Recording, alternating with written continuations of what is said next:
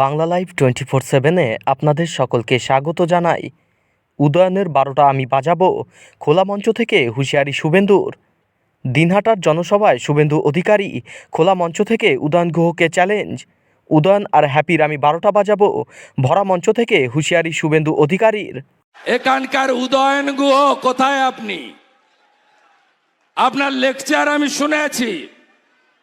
আপনি বলেছেন না বিরোধী দলনেতা দিনহাটায় এলে নাকি বেঁধে রাখবেন। কোথায় যেতে হবে বলুন? আপনি যদি কমল গুহবাবুর সুপুত্র হয়ে থাকেন, দড়িটা আনুন, আমি যাচ্ছি, সিকিউরিটি ছাড়াই যাচ্ছি। এইসব কাগজে ব্যাগদের সোজা করতে বেশি দিন লাগে না। একটার নাম কেষ্ট মণ্ডল, ভোট এলেই টিভিতে বলতো চড়াম চড়াম ঢাকের আওয়াজ, গুড় বাতাসা। কেষ্ট কোথায়? তোমার দেখা নাই রে, তোমার দেখা নাই। কেষ্ট তিহারে 30 ডিসেম্বর 2023 আমি বসিরহাটে সভা করেছিলাম। বলে শাহজাহান তোমার টাইম হয়ে এসছে। 1 জানুয়ারি 2024 আমাকে বলল এই মেদিনীপুরের ছানাকে ছাল আর চামড়া তুলে প্যাকেট করে বাড়ি পাঠাবো। আর শাহজাহান এখন কোথায়? তোমার দেখা নাই রে, তোমার দেখা নাই।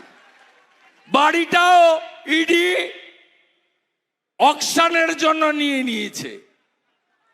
স্বগোষ্ঠী জেলে, পুরো ফ্যামিলি জেলে। আর আমি কদিন আগে সরবেড়িয়াতে শাহজাহানের বাড়ির সামনে দাঁড়িয়ে ছানা খেয়ে এসেছি। কালকের মিছিলটা দেখেছেন তো? সন্দেশখালিতে দেখেছেন তো? রেখা পাত্রের মিছিলটা দেখেছেন তো? এখানে ছক্কা মারবেন তো 19 তারিখ? চোরেদের তাড়াবেন তো? আমাদের এখানে পোস্টপল ভায়োলেন্সে শ্রীধর দাস, হারাধন রায়, এই মায়ের চোখের জল বদলা হবে না, বদলা হবে না। পদ্ম ফুলে ভোট দিয়েছে বলে এর বাড়ির লোককে যারা মেরেছে 19 তারিখে বদলা হবে তো? বদলা হবে তো? দিনহাটা শীতলকুচির লোকেরা ঘর ছাড়া হয়ে আসামে গেছে। 21 ভুলে গেছেন? আমি কথা দিয়ে যাচ্ছি, ভোটটা করুন। একটা যদি কেশাগ্র স্পর্শ করে এই উদয়ন আর হ্যাপি দুজনের 12টা বাজাবো, 12টা বাজাবো। কান খুলে শুনে রাখুন, আমি নন্দীগ্রাম করা লোক। সিপিএম এর সূর্য যখন মধ্য গগনে, আমি 1,76,000 ভোটে লক্ষণ সেটকে হারিয়েছি।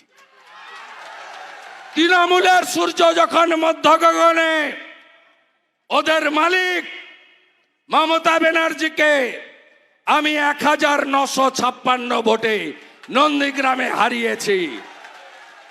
তাই সবাই বলে কম্পার্টমেন্টাল চিফ মিনিস্টার।